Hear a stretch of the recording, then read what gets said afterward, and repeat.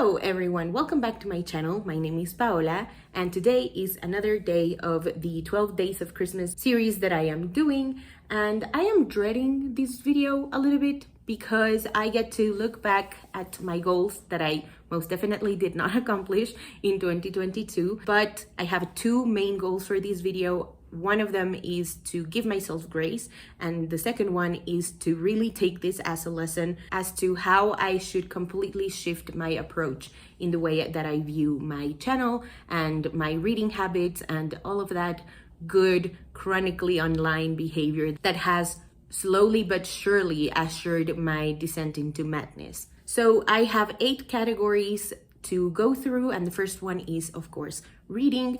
I honestly don't remember the goals that I had for this year other than conquering my physical TBR.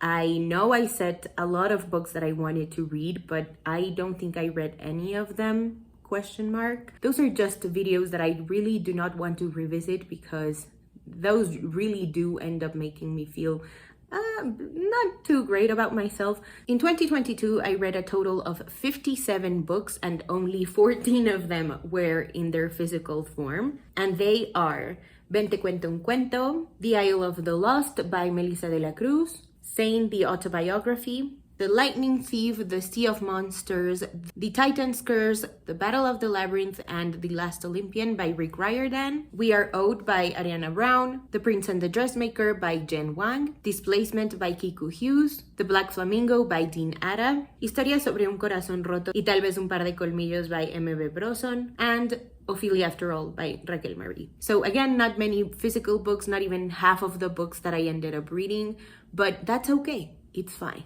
It's fine.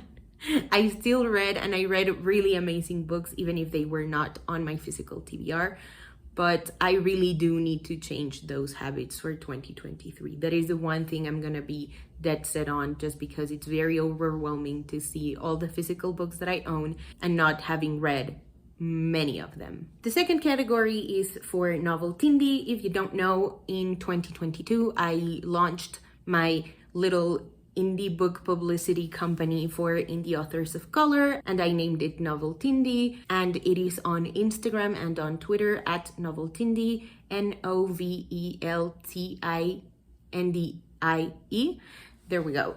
I know how to spell. And the main goal was to post once every week. So that was like a very low-key goal that I had, but I didn't end up actually posting until May 6th. That's when I posted the welcome post. I didn't really start posting regularly until September, but I'm very proud of how far it's come from September up until now. As of the filming of this video, December 23rd, the Instagram page has 221 followers and the Twitter page has 97 followers. So I'm very, very happy with its growth, considering I only started to regularly post and really committing to the brand and all of that in September. So yay, that is a great job for me.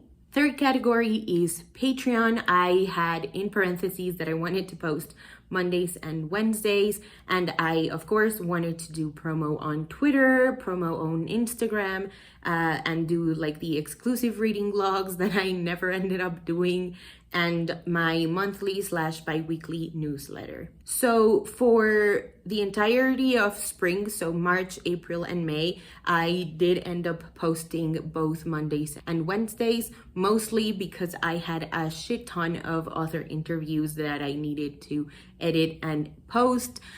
So that sort of didn't leave me as fulfilled as I thought it would. I feel like I was sort of fulfilling my role, or the thing that I promised to do to publicists and authors alike, but I wasn't really doing anything for myself. And I want to make it very clear that I only interview authors whose books I am very, very excited about. But because of the workload that I was working with, and because of all of my issues that I had with being a reader online, with wanting to break into publishing, with wanting to focus on Noveltindi, I ended up not doing any of the work. So I ended up reading very few of the books by the authors who I ended up interviewing. I want to be clear and say that I started all of the books, but obviously the goal is to read the entirety of the book before the interview, or at least get halfway through.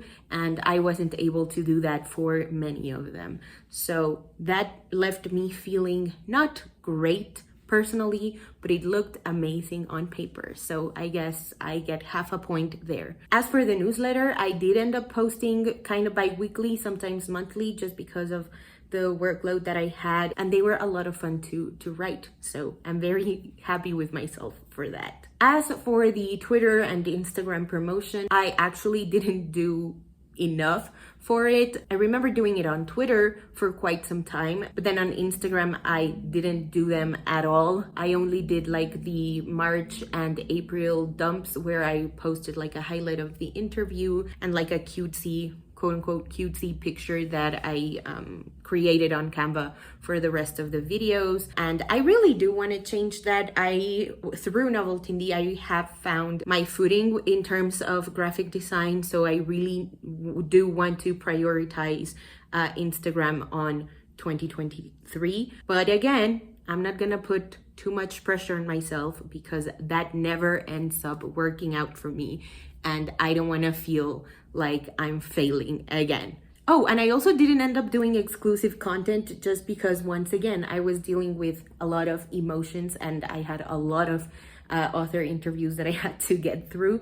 But in 2023, it is happening. So make sure you follow me on Instagram and on Twitter /Hive. I still don't know where I'm gonna end up spending more of my time. But yeah, stay tuned for that announcement because it is coming soon and I'm very excited about that. The next category is my channel. I said I wanted to post on Wednesdays and Fridays, and I wanted to still do author interviews, do recommendations, make vlogs, and more Theater Thursday videos. And I did absolutely none of that other than post consistently and do the author interviews. That kind of bummed me out, but I was working on giving myself grace and not putting added pressure on myself. Basically, what happened here is that I was actively trying to find a job in publishing, and I was really, really worried that my online presence would shift or would make a big impact in how employers saw me. So I obviously was like not censoring myself, but I was really like putting on a filter through everything that I was saying. So that was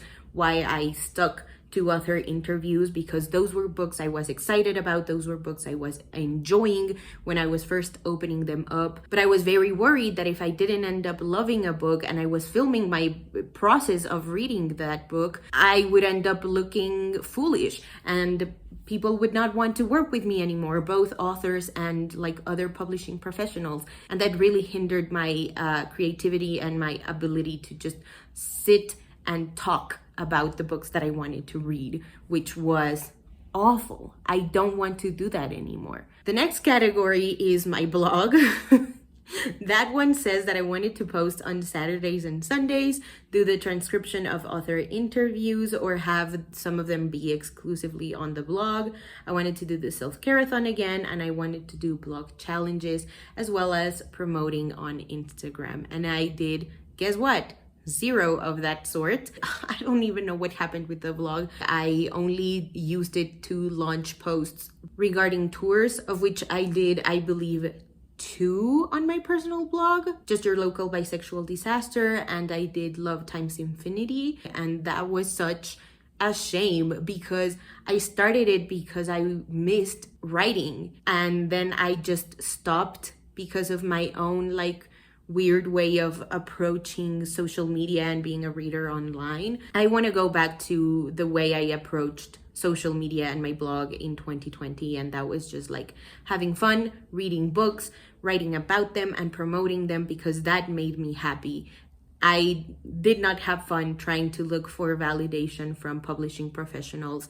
That was my biggest nightmare, and that was my biggest failure, focusing on something that was not what made me happy in the beginning. Like since the beginning of my channel, since the beginning of me being a reader online and interacting with my favorite booktubers, to me deciding to make a booktube channel, to me even creating my blog. I wanted to have fun and find friends through reading. I didn't want to impress any publishing professionals. I certainly didn't know what I wanted to do with my life in terms of, a job. But the minute I started looking for validation from publishing professionals, that's when it stopped being fun. And I never want to do that again. I want to go back and do videos for fun. And right now I have the immense blessing and privilege to be able to do that. So I'm gonna go back to doing that. The other two categories are Instagram and Twitter, where I had the goal to post I think 3 times a week on Instagram and post reading updates on Twitter. And I did none of those things. I think I ended up posting, like I said, the dumps for March and April. I did a couple of happy release day posts, and honestly, I'm not too mad about that. I know social media is a lot, and making it your job is a nightmare. Like, I love Noveltindi, but it is so stressful to come up with a social media strategy, and I don't want to have a social media strategy for me or for my channel or for anything. I want to have the social media strategy for Noveltindi because that is the place that I feel really, really passionate about, and that's the place where I really have found my footing in terms of what I want to do in the bookish online space. I just don't want to stress about my own personal thing while at the same time stressing myself out over the indie books and the indie authors that I want to boost. I refuse. I refuse to be as unhappy as I was in 2022 in 2023. Like, no. And my final goal was to revive my book club. That did not happen, but it is happening in 2023. Maybe not on my own personal page, but I will have it on Noveltindi. I still don't know if I want to make it bi-monthly or monthly, just because of where I'm at in my finances, and because I also want to be, broad in genres. I want to focus, of course, on romance, but I want to focus on other things as well, such as YA and nonfiction. That is where my heart is, and I want to expand my own horizons before I expand anybody else's. Alrighty, so that is it for today's video. I feel like I really needed to sit down and look at these goals and sit with the fact that I wanted to do the absolute most. I wanted to please readers. I wanted to please myself. I wanted to please publishing professionals. I wanted to be consistent on Patreon, Instagram, Twitter, my blog, my YouTube channel. I wanted to be on top of Noveltindi. I wanted to do all of these things, and it was just too much for me to handle. And I really needed to see all of the ways in which I stressed myself out. In 2023, I want to focus a lot more and, like I said, have a much more solid social media strategy for Noveltindi, because that is where my passion and my business is. But on my own personal pages, I want to have fun and approach it as a hobby. So thank you so much for watching. Let me know in the comments below what are some of the ways in which you failed in 2022, and how are you seeing that as a lesson for 2023. If you want to, this is not a therapy session. I'm just saying that obviously I failed at most of my goals, but I'm trying not to berate myself for that or punish myself. So let me know which ways you are actively trying to love yourself and not punish yourself and take care of yourselves. Once again, thank you so much for watching, and I'll see you in my next video. Bye.